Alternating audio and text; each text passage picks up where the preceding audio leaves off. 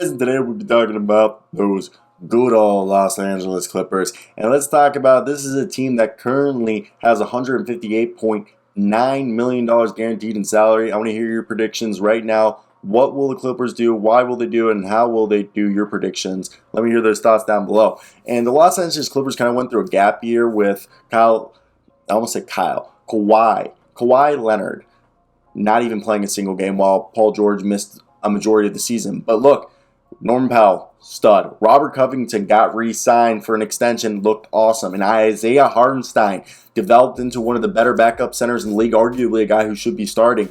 And they had no reason to tank this year because they didn't have a first-round pick. So they had to compete for the playoffs. Now that the Clippers will shift their focus into improving and becoming title contenders, their main priority will be retaining their top free agents. If they do that, aside from maybe adding another contributor with their mid-level exceptions, they are a team that is hoping to reach the finals in 2023, okay? And look, they have 10 players under roster. It could be 11 with Nick Batum likely to decline his 3.2 player option, become an unrestricted free agent because he probably will make more. So they have 10 guys. Somehow, if Batum accepts it would be 11, which I doubt. Now, they hold Batum's early bird rights, which would allow him to re-sign for 4 years, $50 million. And 2021 to 2022 was on par with his last season performance, so expect the Clippers to take care of their versatile wingman. Now, Robert Covington was re-signed, okay? But Marcus Morris looks like he should be traded. And the reason why I say that is Robert Covington and Nick Batum have kind of replaced him. And Robert Covington's their ideal small ball five that I think the Clippers would like to play next year. And they want to play small and high leverage situations. So good for them. Now, Isaiah Hartenstein, you could argue, was the biggest surprise out of all their additions. He's one of the best backup centers in the league with a ridiculous on/off numbers defensively. He's one of the best value signings this past year on the veteran minimum, and he's certainly looking at a raise. The Clippers hold his non-bird rights, which limit him to re-signing him to the veteran minimum, $1.9 million, or a 20% raise of his minimum salary next year, which is $2.3 million. So the Clippers could pay him more if they use the taxpayer mid-level exception on him, which is $6.4 million. But they might be tempted to look at other guys like, Torrey Craig. Now, Marcus Morris, the 11-year veteran who was a key piece in the Clippers' original small ball lineups about 2 years ago now, is extension eligible. But an uptick in his minutes led to, a decline in Morris, and he missed a lot of time with knee soreness. Plus the emergence of Batum, Covington, Terrence Mann, and Luke Kennard, I think Marcus Morris is expendable, and they're going to move on from it.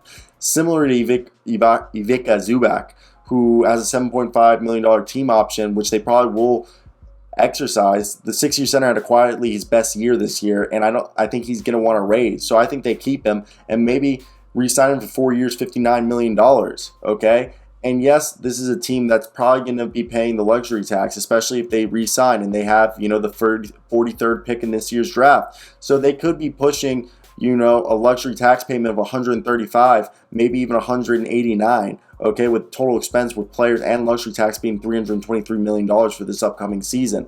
Now, with that being said, what are some people that they should be looking at, okay? I think definitely they need guys. Look, maybe a backup point guard in Austin Rivers would really help them bring back Austin Rivers. Or if you want to go younger, I think DeLon Wright right there. I've talked about him a bunch. He could be huge. DJ Augustine as well.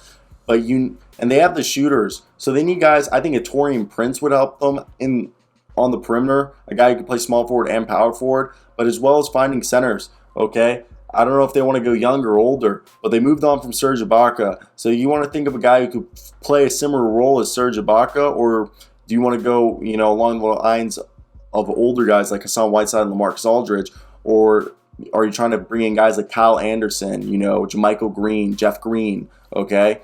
Those guys could help. Or the Cody or Caleb Martin twins, Thaddeus Young. These are all guys that they should go. They need some size who can play and defend multiple positions while able to stretch the floor. Thomas Bryant would help them.